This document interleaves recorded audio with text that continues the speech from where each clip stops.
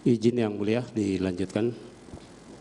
Majelis Hakim yang mulia, saudara penuntut umum, serta persidangan yang kami hormati. Romawi 3, penuntut umum tidak mendasarkan tuntutannya pada fakta persidangan, melainkan pada asumsi-asumsi sehingga tuntutan tersebut harus ditolak. 1. Tuduhan perselingkuhan antara saksi Putri Chandrawati dengan korban hanyalah imajinasi pisisan penuntut umum. Dalam surat tuntutan penuntut umum halaman 401 angka 1 dan halaman 402 sampai dengan halaman 403 angka 8 menyatakan terjadinya peristiwa di Magelang antara terdakwa dengan korban didasarkan pada dalil adanya perselingkuhan antara saksi Putri Chandrawati dengan korban. Tuduhan penuntut umum hanya didasarkan hasil poligraf yang telah diterangkan oleh ahli Aji Febrianto Ar-Rasyid di bawah sumpah di muka persidangan. Penuntut umum menggunakan hasil poligraf yang menunjukkan saksi Putri Chandrawati berbohong berselingkuh dengan korban.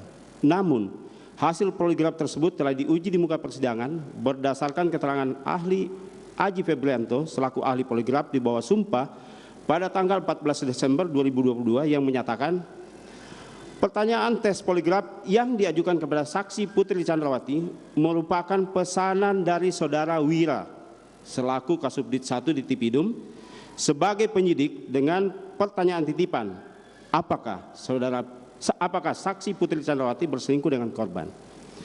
Pertanyaan tersebut tidak relevan dengan perkara akuo.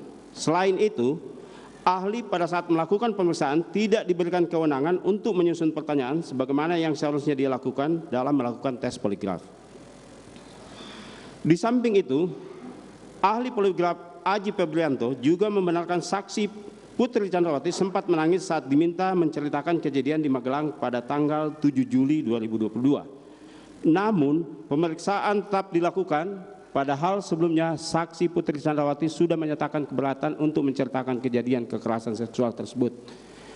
Karena saksi Putri Chandrawati merasa malu dan tidak nyaman jika harus menceritakan peristiwa tersebut di ruang tertutup kepada dua orang pria yang ketika itu menjadi pemeriksa. Terlebih pada saat itu saksi Putri Chandrawati masih dalam keadaan trauma pasca kejadian. Dengan kondisi psikologis dan emosi yang tidak stabil tersebut, tentunya hasil yang didapatkan dari tes poligraf itu menjadi tidak akurat. Bahwa lebih lanjut, ahli Aji Febrianto selaku ahli poligraf di bawah sumpah di muka persidangan menyampaikan bahwa berdasarkan SOP pemeriksaan, seorang terperiksa terlebih dahulu akan ditanyakan kesediaan menjalani pemeriksaan. Ahli juga menerangkan pada saat pemeriksaan dilakukan terhadap saksi Putri Chandrawati, ahli tidak menyampaikan kepada saksi Putri Chandrawati padahal adanya SOP, perihal adanya SOP pemeriksaan tes poligraf bahwa terperiksa dapat menolak diperiksa di tengah jalannya pemeriksaan. Ahli juga menyampaikan kondisi saksi Putri Chandrawati dalam keadaan menangis saat pemeriksaan dilakukan. Hal tersebut menunjukkan saksi Putri Chandrawati berada dalam keadaan tertekan saat tes poligraf dilakukan. Berdasarkan ketentuan pasal 13 Peraturan Kapolri nomor 10 tahun 2009 yang mensyaratkan pada saat pemeriksaan poligraf terperiksa harus tidak dalam keadaan tertekan.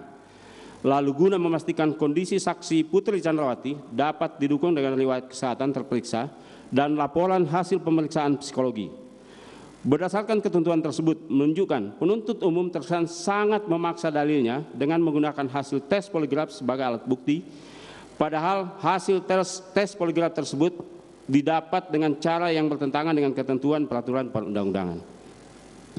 Bahwa terkait dengan pernyataan terdakwa yang disampaikan dalam persidangan yang menyatakan, ibu harus lapor bapak, jangan sampai ini menjadi duri dalam rumah tangga.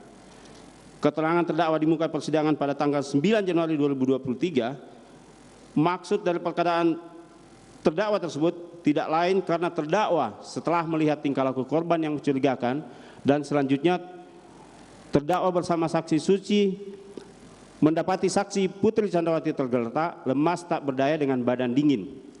Kemudian saksi Putri Chandrawati sempat menyampaikan korban sadis. Maka terdakwa meyakini telah terjadi kekerasan terhadap Putri Chandrawati yang dilakukan oleh korban sehingga hal tersebut harus dilaporkan kepada Ferdi Sambo. Hal ini berkesesuaian dengan keterangan saksi Susi di muka persidangan pada tanggal 9 November 2022 yang pada pokoknya menyampaikan bahwa saksi Susi mendapati saksi Putri Chandrawati tergeletak di depan kamar mandi dengan kondisi lemas tak berdaya dengan badan dingin. Dengan demikian, asumsi penuntut umum tersebut tanpa dasar dan menyesatkan karena tidak didasarkan keterangan saksi dan alat bukti yang terungkap di persidangan. 2. Terdakwa tidak memiliki motif pribadi atas terjadinya pembunuhan. Kami ulangi, terdakwa tidak memiliki motif pribadi atas terjadinya pembunuhan terhadap korban.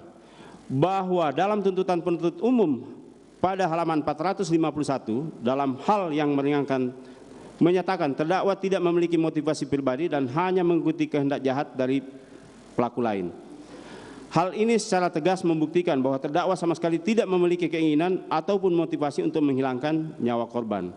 Bahwa hal ini berkuat dengan keterangan saksi Daden Miftahul Haq di bawah sumpah di muka persidangan pada tanggal 9 November 2022 yang menyatakan bahwa sebelum berangkat ke rumah Duren 346 semua ADC dan ART termasuk korban dan terdakwa berkumpul di jalan dan berbincang-bincang, tertawa-tawa serta tidak ada pembicaraan yang serius.